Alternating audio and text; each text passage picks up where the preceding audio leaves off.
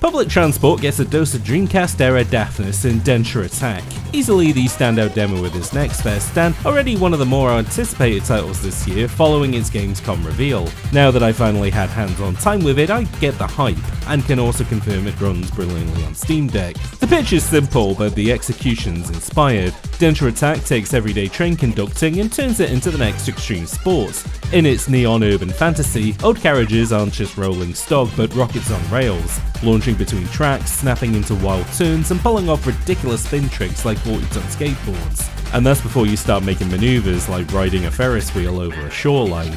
Sure, railway meets rail grinding sounds like an obvious mashup in hindsight, but Denshattack goes beyond being an easy joke into genuine mechanical bliss. The handling feels fantastic, snappy and responsive, with a rhythm to it that lands somewhere between Guitar Hero's quick lane switching and that classic Tony Hawk loop of chaining tricks without dropping your flow.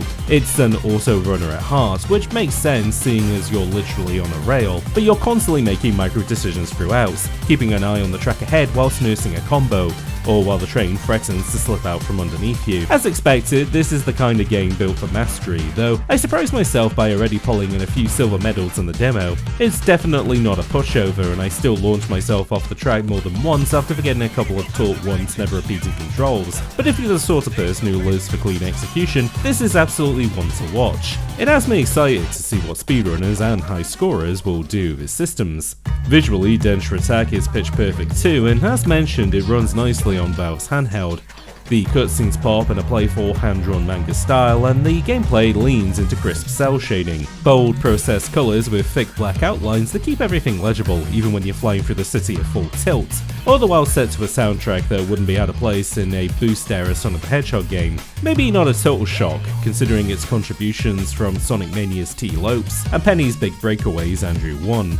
The demo is smartly paced, starting off with a few slower tutorials to get you moving, then ramping up into looser action set pieces. It even caps things off with a scaled up skate park style arena built around a dedicated trick challenge. As a snapshot of what the full game's aiming for, it's a strong one, and I'm already keen to see more. Densha is a love letter to that late 90s cool Japan wave where Dragon Ball Z and Pokemon started dominating Western television, and the jump to 3D consoles meant games could finally chase that same anime energy in motion, not just the box art. It has real gateway potential that could pull people into both the extreme sports and the anime style games it's drawing from, not a wink wink parody as much as an affectionate pastiche, chugging down the same lane as Neon White or Bomber or Cyberpunk. Either way, this is one train you don't want to miss, so mind the gap and hop on Denshattack.